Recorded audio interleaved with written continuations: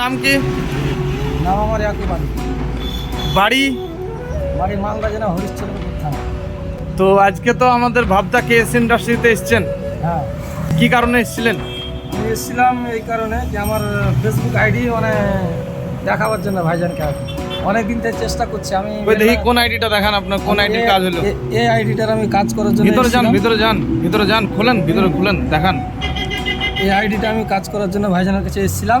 তো দর্শক মণ্ডলী, ভাইজানের ওই যে আইডিটা ইয়াকুব আলী নাম আছে, ওই আইডিটা পুরা কাস্টমাইজ হয়ে 2 factor authentication verification, pan card verification, আরও যা যাবতীয় সমস্যা ছিল সেগুলো সমাধান করা হলো।